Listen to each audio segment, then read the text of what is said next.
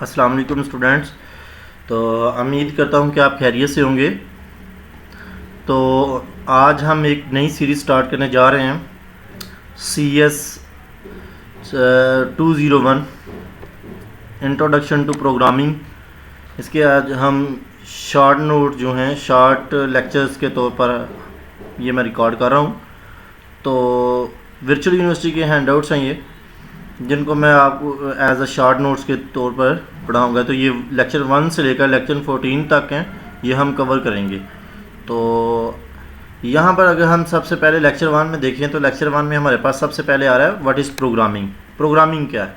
तो programming basically a program is a specific sequence of precise sequence of steps to solve a particular problem.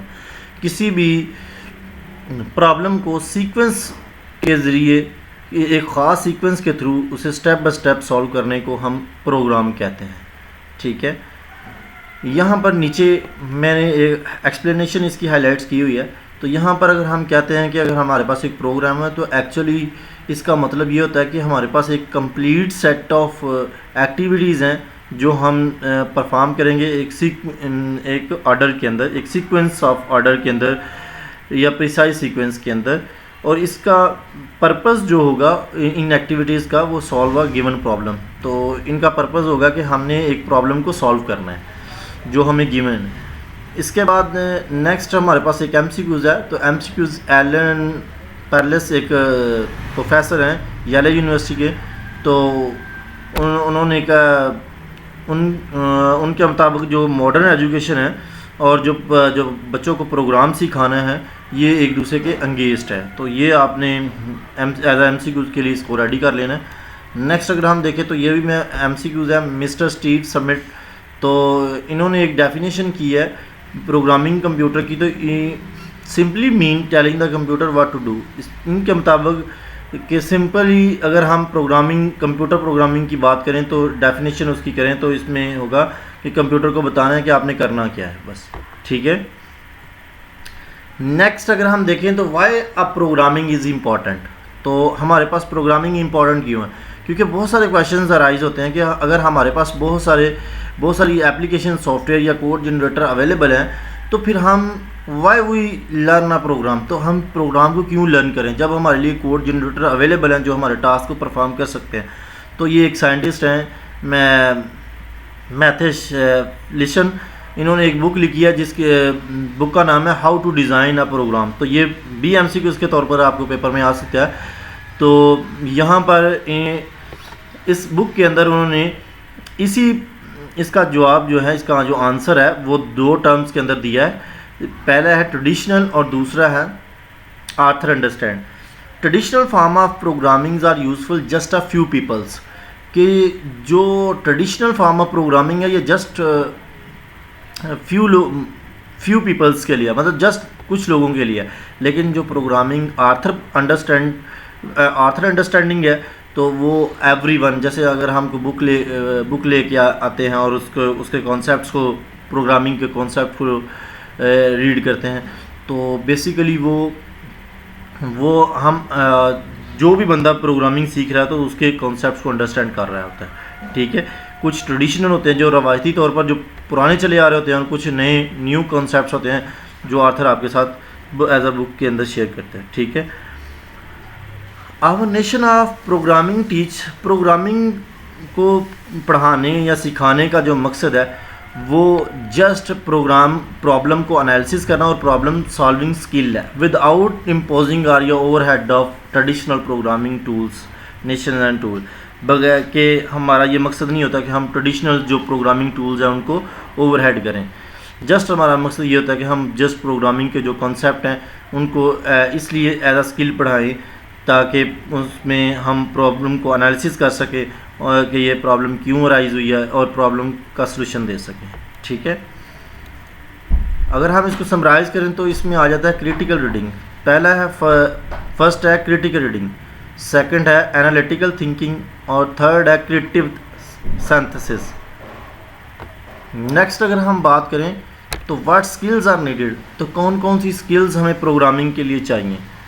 तो first of all अगर हम देखें तो हमें पे अटेंशन टू डिटेल, कि जो भी आप जिस किस जो भी सॉफ्टवेयर आप बना रहे हैं, जिस यूज़र के लिए बना रहे हैं, तो यूज़र से आपने उसकी डिटेल लेनी है सॉफ्टवेयर की कि वो उस सॉफ्टवेयर को किस पर्पज़ के लिए यूज़ करना चाहता है। ठीक है, तो उसमें आपने उसकी मुकम्मल जो डिटेल है आपने उसकी सॉफ्टवेयर के मुताबिक उनसे लेनी है। इसके बाद है थिंक अबाउट द रीयूजेबिलिटी। जो आप सॉफ्टवेयर बना रहे हैं, जिस सॉफ्टवेयर के लिए आप कोड कर रहे हैं, ये कोड आपका रीयूजेबल भी होना चाहिए, ताकि अगर इसी जैसा कोई मिलता जुलता कोई प्रोग्राम आ जाता है, कोई सॉफ्टवेयर अगर आपने बनाना है, तो आप उसका कोड उठा के अपना उसको रीयूज़ कर सको।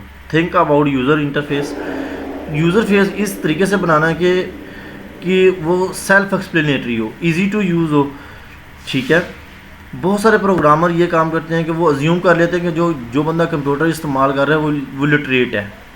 ठीक है, हालांकि इलिटरेट आदमी भी कंप्यूटर को यूज़ कर सकता है। नेक्स्ट अगर हम बात करें तो understand the facts the computer as stupids.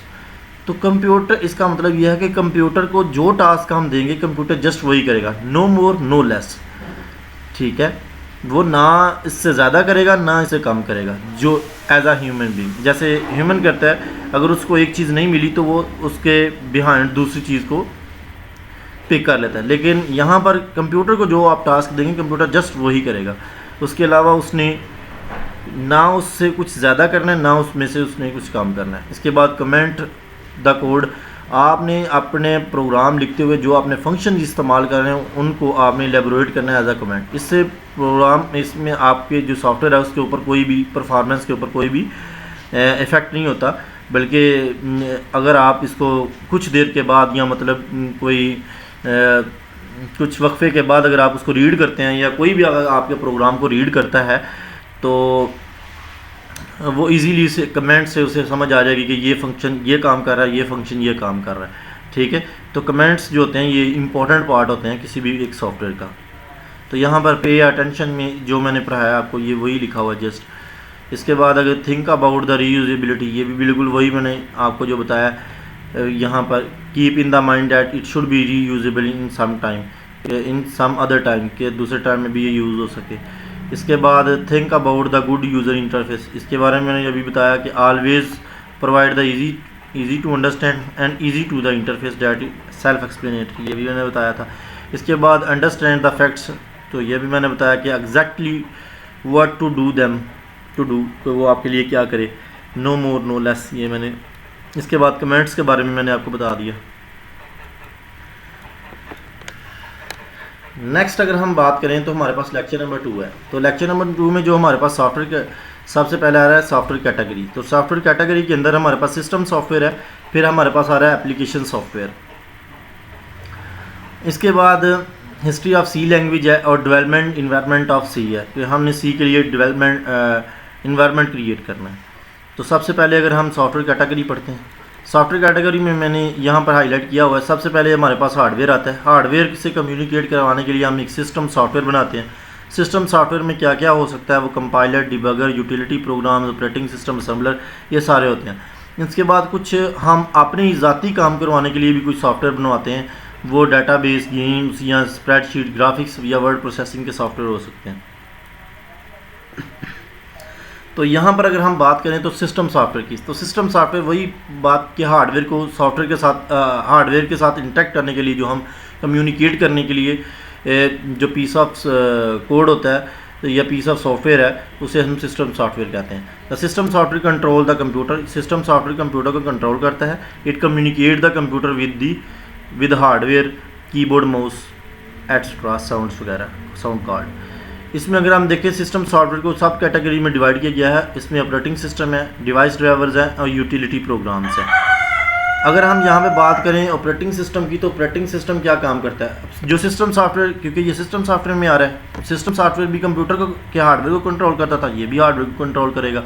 Operating system को एब्रीवेट के तौर हम OS कहते हैं, इसका एब्रीवेट जो है। तो ये एक ऐसा प्रोग्राम है जो manage all other computer program, जो भी हम कंप्यूटर के अंदर जितने भी प्रोग्राम बाद में इंस्टॉल करेंगे उन सब को ऑपरेटिंग सिस्टम मैनेज करेगा। ठीक है, एन ऑपरेटिंग सिस्टम में provide many services such as resource allocation, scheduling, input control and disk management. तो जितने भी हम इनपुट आउटपुट के फंक्शन होंगे, ये शेड्यूलिंग का होगा कि कौन सा फर्स्ट आना है, कौन सा लास्ट पे आएगा, कौन सा सेकंड पे आएगा। तो ये जो हम शेड्यूल करते हैं, कौन सा कौन सा प्रोसेस जो है वो पहले लेके आना है, कौन सा प्रोसेस बाद में लेके आना है, या किस प्रोसेस को कौन सी मेमोरी या कौन सा रिसोर्स एलोकेट करवाना है, ठीक है। और यही इनपुट और आउटपुट कंट्रोल है। और उसके बाद जो है डाटा मैनेजमेंट, किस तरीके से आपने डाटा को मैनेज करना है, तो ये सारा काम ऑपरेटिंग सिस्टम करता है। इसके बाद अगर हम बात करें तो डिवाइस ड्राइवर्स की, तो डिवाइस ड्राइवर्स क्या होते हैं? डिवाइस ड्राइवर भी एक सॉफ्टवेयर है जो कम्युनिकेट करते हैं। इसको हम यूज़ करते हैं कम्युनिकेट करवाने के लिए डिवाइस और कंप्यूटर के दरमियान में, कि अगर हम कोई कीबोर्ड या माउस अपने कंप्यूटर के साथ अटैच करते हैं, अगर हम उसकी प्रॉपर्टीज़ में जाकर डिवाइस की प्रॉपर्टीज़ में जाकर चेक करते हैं तो कंप्यूटर ने एक स्पेशल सॉफ्टवेयर जो है वो इंस्टॉल किया होता है। एक स्पेशल यहाँ पर ये देखें, यहाँ पर लिखा हुआ है we have all if we look the properties of the device you will see that the operating system has install special software to control this device. इस डिवाइस को कंट्रोल करने के लिए उसने एक स्पेसिफिक सॉफ्टवेयर जो है वो इंस्टॉल किया होता है, ठीक है।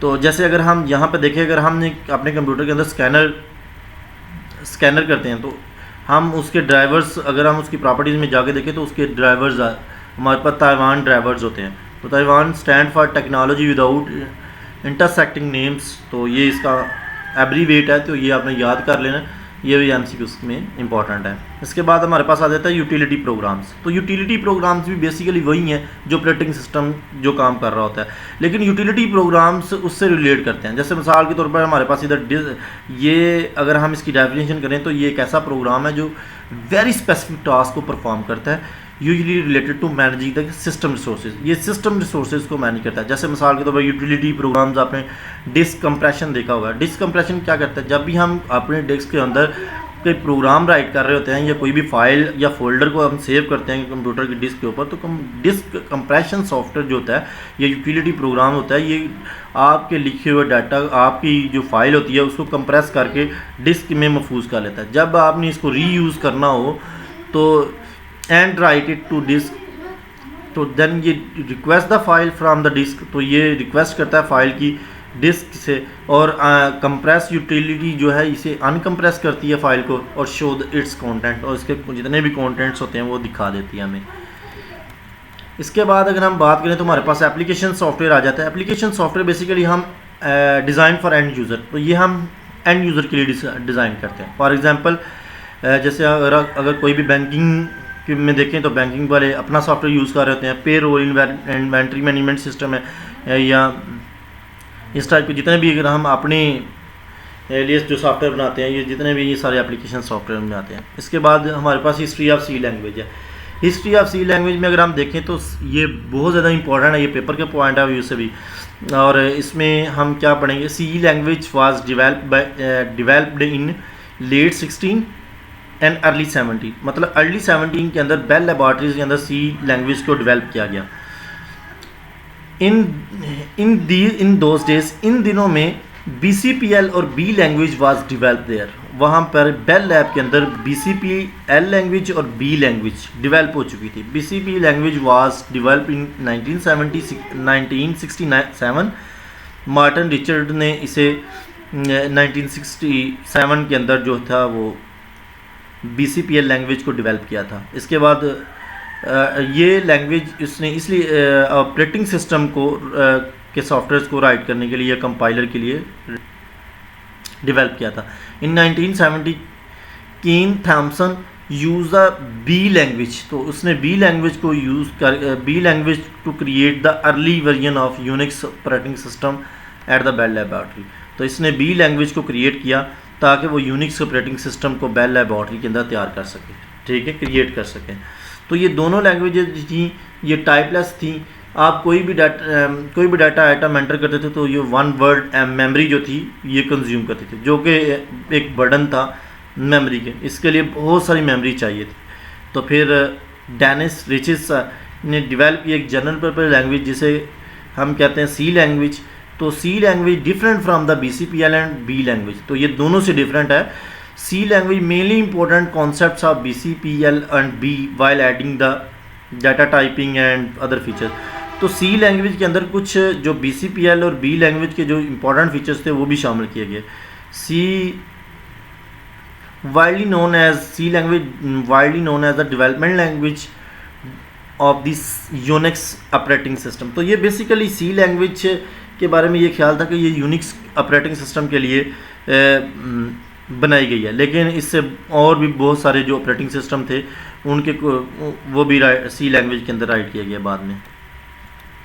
इसके बाद हमारे पास आ जाता है American National Standard Committee on computer and information processing to provide the unambiguous and machine independent definition of the language. तो यहाँ पर आप ये ANSI की एब्रीविएट देख सकते हैं, और इसके बाद मैंने ISO का हाईलाइट किया है कि इंटरनेशनल स्टैंडर्ड ऑर्गेनाइजेशन, ये आप देख सकते हैं। नेक्स्ट हमारे पास आ जाता है core tools of the trade. तो सबसे पहले अगर हम देखें तो हम कोई भी प्रोग्राम को राइट करने, प्रोग्राम के कोड को राइट करने के लिए हमें एक टेक्स्ट एडिटर की ज़रूरत पड़ती है जिसके अंदर हम अपना प्रोग्राम लिखते हैं।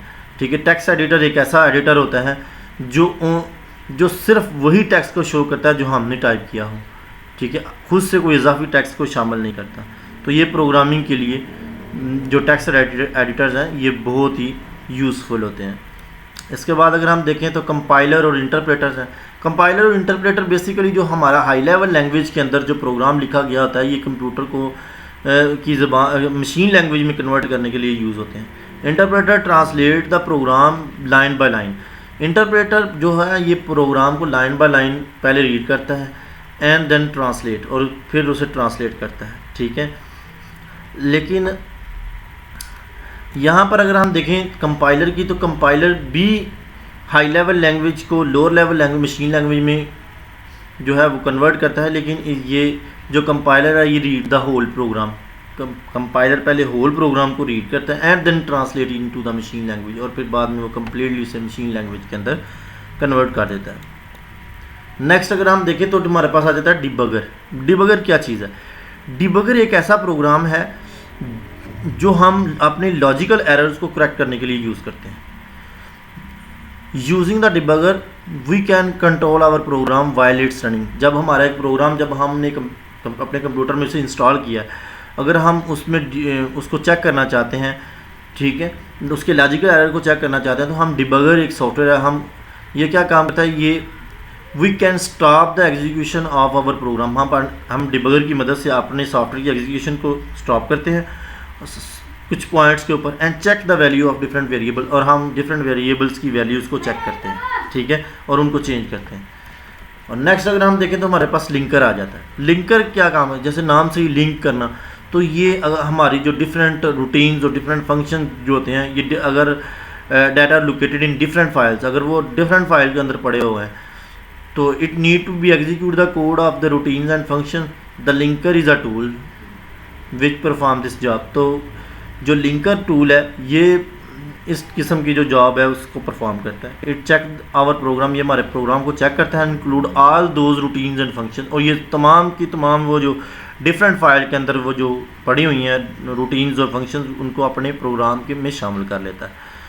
लोडर क्या काम करता है? आफ्टर एग्जीक्यूटेबल प्रोग्राम को एग्जीक्यूट करने से पहले जब हम प्रोग्राम को लिंक और सेव कर लेते हैं on the disk, it is ready for the execution. जब वो एग्जीक्यूशन के लिए रेडी हो जाता है, वी नीड अनदर प्रोसेस, हमें एक और प्रोसेस की ज़रूरत होती है which load the program into the memory, जो हमारे प्रोग्राम को मेमोरी के अंदर लोड करें, and then instruct the processor to start the execution of the program from the first instruction, और प्रोसेसर को बताए कि ये आपने प्रोग्राम की फर्स्ट इंस्ट्रक्शन से स्टार्ट करना है, इसे एग्जीक्यूट शुरू करना है, एग्जीक्यूट करना, and this process is known as loader. तो इसको हम प्रोसेस को प्रोसेसर को लोडर कहते हैं। ठीक है,